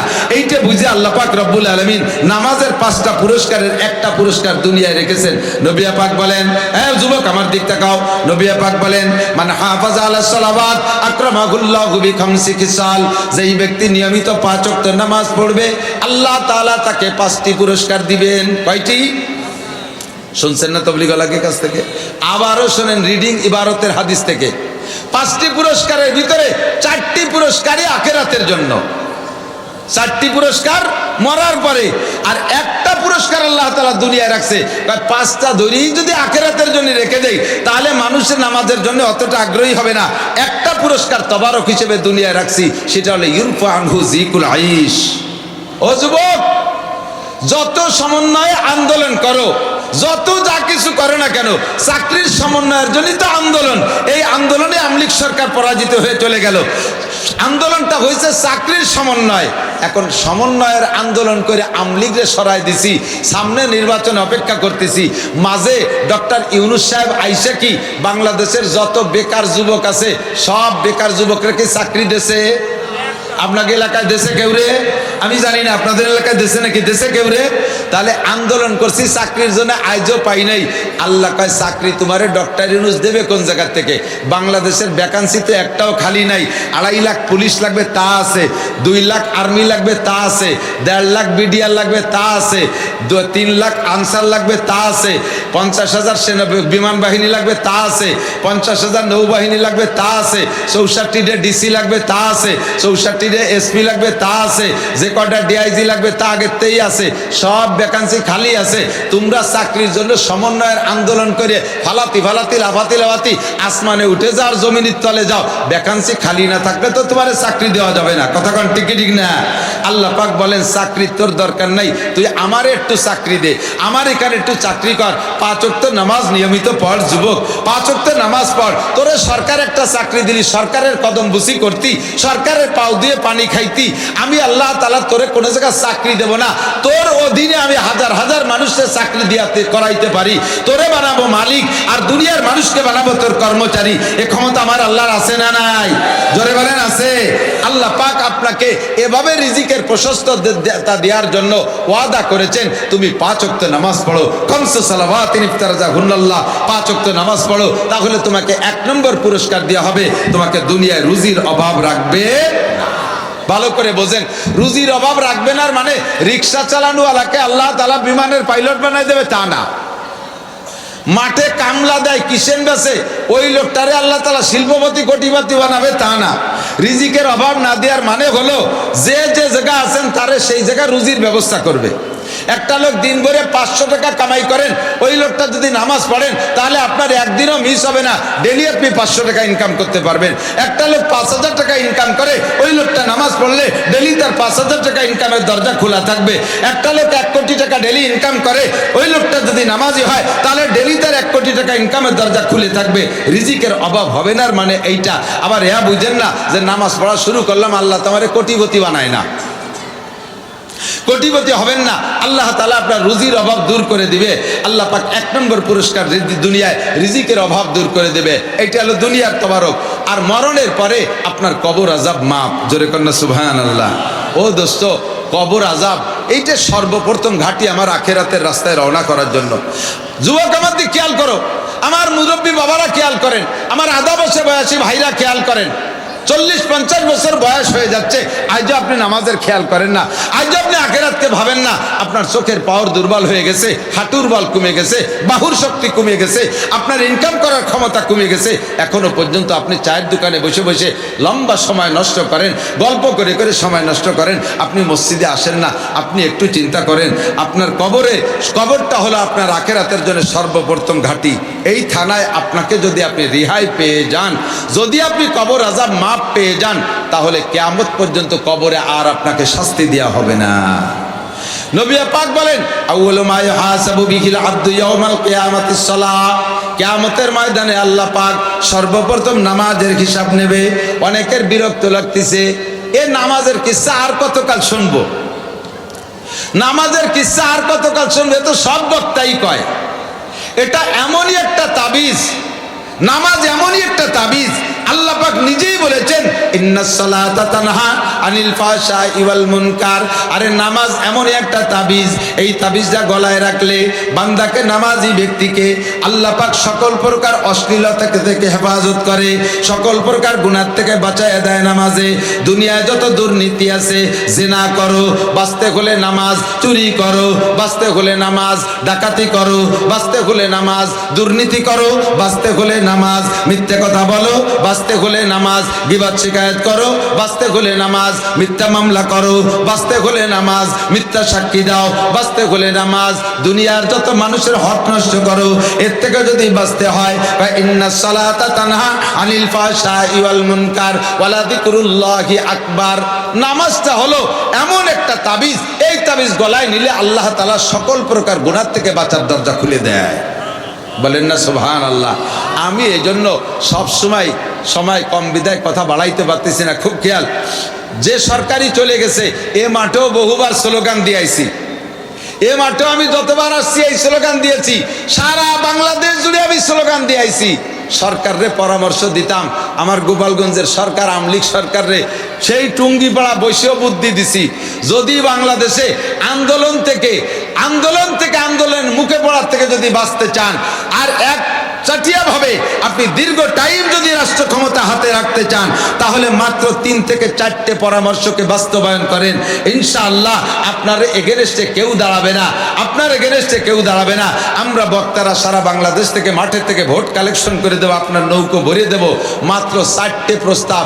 1 নম্বরে, জাতীয় সংসদ থেকে নামাজটাকে বিল আকারে পাশ করা হোক। কথা বলেন, আপনারা একমত কারা কারা একটু দেখাবেন? নামাজ বিল আকারে পাশ হোক, চান আপনারা? নামাজ বিল আকারে পাশ হলে আপনারা একমত? জোরে বলেন একমত। 2 নম্বরে, পর্দা বিল আকারে পাশ করা হোক, একমত? 3 নম্বরে, যাকাতটাকে বিল আকারে পাশ করে যথাযথ আদায় করা হোক, একমত? 4 নম্বরে, কাদিয়ানীদেরকে কাফের ঘোষণা করা হোক।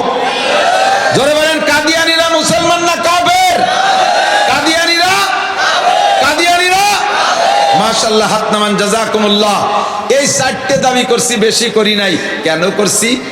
আল্লাহ পাক বলছেন, তোমার নেতারা যত দুর্নীতি করে, খেয়াল করে না, রাজনৈতিক নেতারা, আর সমস্ত শান্তির চাবিকাঠি আল্লাহ তাআলা তাদের কাছে দিয়েছে। বিশ্বনবী বলেন, ইযা কানা উমারাকুম খিয়ারাকুম, যখন তোমাদের নেতারা হবে ভালো মানুষ, ওয়া আগনিয়াকুম সুমহাকুম, ধনীরা হবে দানশীল, ওয়া উমুরুকুম শুরা বাইনাকুম, তোমাদের সব কাজগুলো হবে পরামর্শ সাপেক্ষে, ফাজাহরুল আরদে খায়রুম মিন বাতনিহা, তখন তোমাদের মরার চাইতে বেঁচে থাকার মধ্যে শান্তি বেশি, কবরের চাইতে দুনিয়ায় তোমাদের শান্তি বেশি। এই সময় তোমরা আল্লাহর কাছে সুস্থতার সাথে লম্বা হায়াত চাইবা। নবী পাক বলেছেন, শান্তির চাবিকাঠি, নেতারা যদি ভালো হয়, নেতারা যদি নামাজি, আমার দিক, নেতারা যদি নামাজি হয়, নেতারা যদি সুন্নতি হয়, নেতারা যদি টুপিওয়ালা হয়, নেতারা যদি পর্দাশীল হয়, নেতারা যদি জাতির হক মাইরা না খায়, কথা বলেন ঠিক কি ঠিক না? নেতারা রাস্তা মাইরে খায় না। এই রাস্তা বানালো কোন নেতা? যশোরের থেকে এই পর্যন্ত আসতে মাজার খিল খুলে যায়। সুবহানাল্লাহ। এই বঙ্গে আসার মেন রাস্তা ছিল এইটা, এত ভালো রাস্তা গেল কোথায়? সরকারের বাজেট বরাদ্দ, সরকারের বাজেট বরাদ্দ যাররা পরিমাণ কম থাকে না। খাইলো কোন চোর? কোন চোর এই রাস্তা মাইরে খাইলো? আর সেই চোররে ভালো করার জন্য দুনিয়ার কোন র‍্যাব কুবরা আর আর্মি বিডিআর দিয়ে সোজা করা সম্ভব না। আল্লাহ পাক বলেছেন, তাহলে নেতা ভালো হবে, রাস্তার মাল মারিয়ে খাবে না। কথা কোন ঠিক কি ঠিক না? টোন মারে, মন মারে, রাস্তা মারে, খাল মারে, বিজিএফ কার্ড মারে, রাস্তার পিচ খেয়ে বেলায় দেয়, কুয়া খেয়ে বেলায়, কারেন্টের খাম্বা তার সহ গিরে খেয়ে বেলায় দেয়। এটা কি হাটহাজারী মাদ্রাসার হুজুররা খায়? আরে কথা কয় না। আপনাদের এই জিনেদা কালীগঞ্জ যশোর রোডের পিচ কুয়া কি হাটহাজারী হুজুর খাইছে? বলিদাপাড়ার হুজুর, রেল স্টেশনের হুজুর, পটিয়ার হুজুর, বাংলাদেশের কোনো হুজুর খাই নেই। খাইছে যে তারে ভালো হওয়ার জন্যে, তারে ভালো হওয়ার জন্য উপর থেকে ডিরেকশন আসছে। সে যদি ভালো হয় তাহলে রাস্তা ভালো হবে, ওরা যদি ভালো হয় দেশে শান্তি হবে।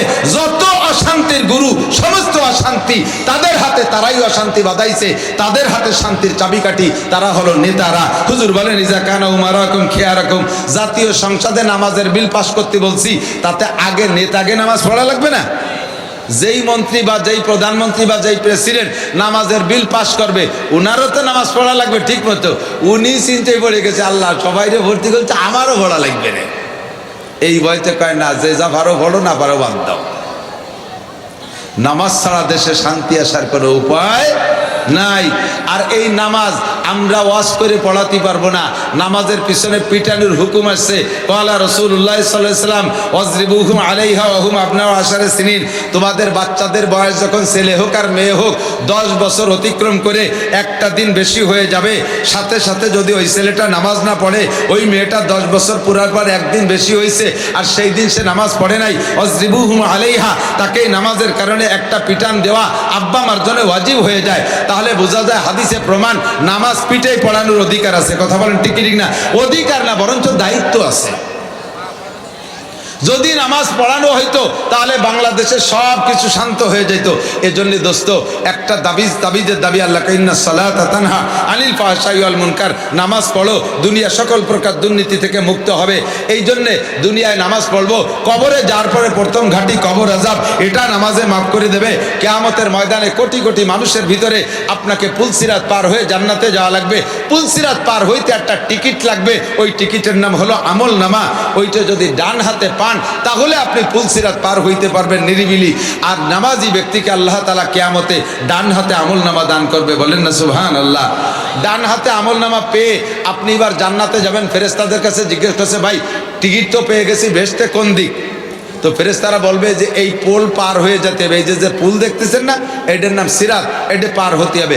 ওইটার উপার হলো বেহেশতে, আর ওই পুল সিরাতের নিচে হলো জাহান্নাম। ওইটা পার না হয়ে জান্নাতে যেতে পারবেন না।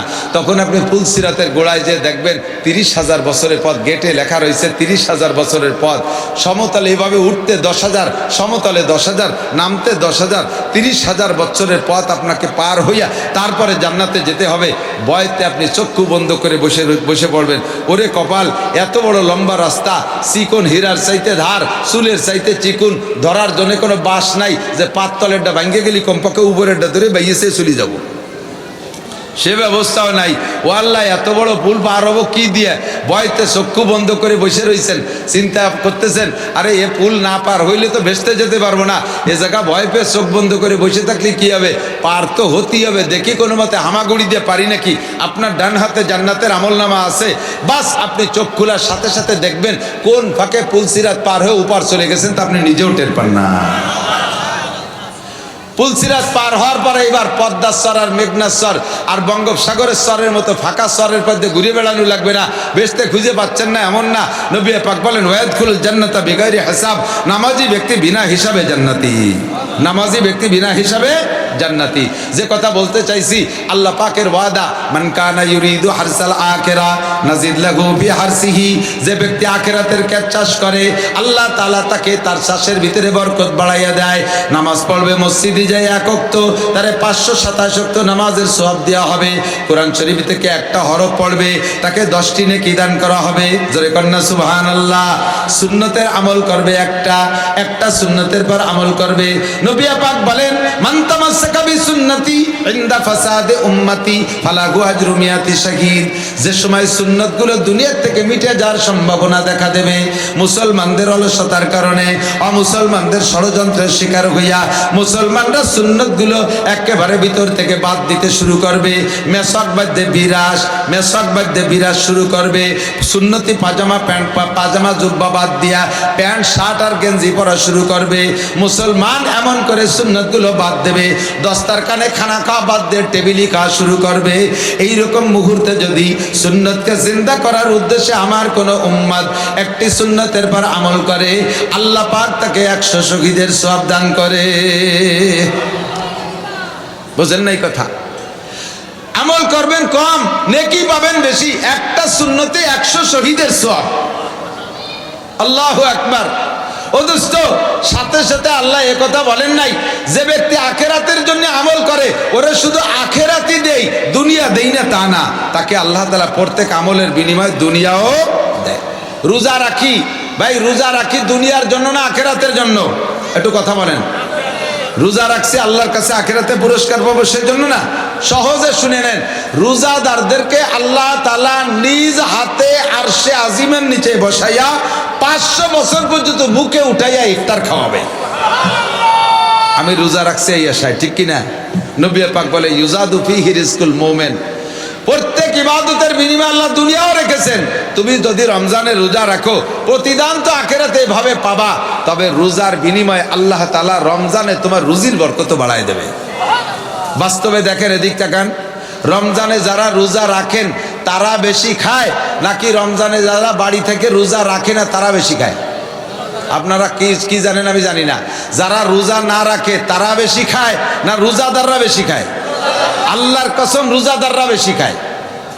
রমজানে যারা রোজা রাখবে, বাড়ি ফ্যামিলির সদস্য 5 জন, 5 জনই সাবালেগ, মা বাপ আর 3টে ছেলে মেয়ে, তো 4 জনে রোজা রাখে। ছোট ছেলেটার বয়স 22 বছর, ও নাবালেগ, ও রোজা থাকে না। এই দামড়াটা রোজা থাকতে পারে না।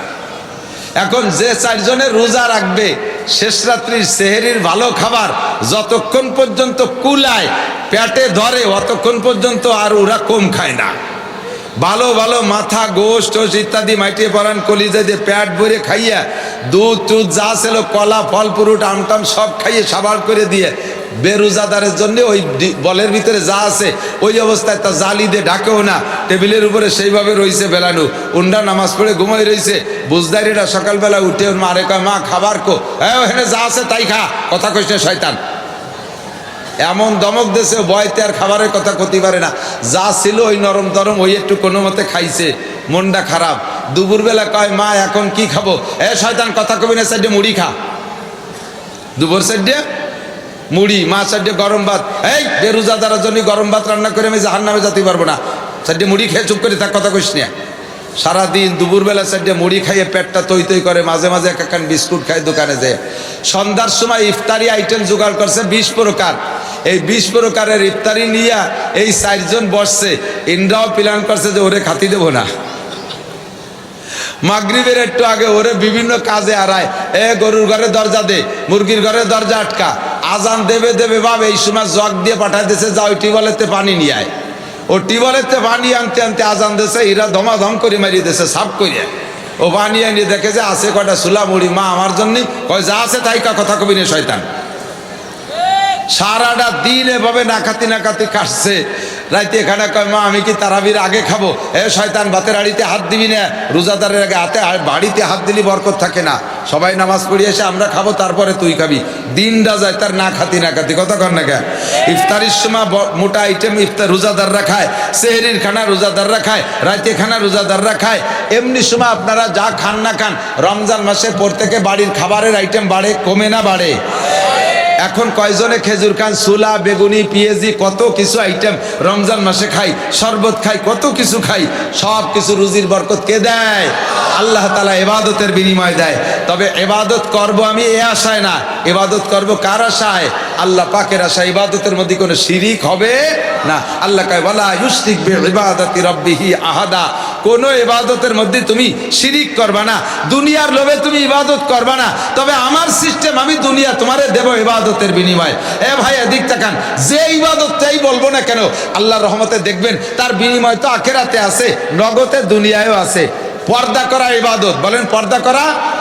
সমাজে যে সকল মেয়েরা বেপর্দা করে তাদের দাম বেশি না পর্দানশীল মেয়েদের দাম বেশি?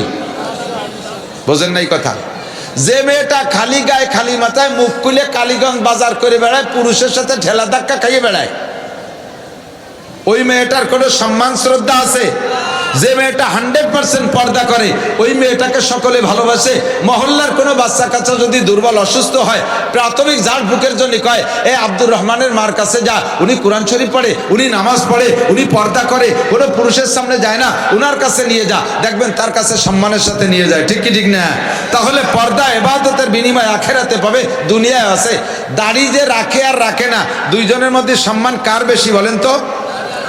কথা কয় না।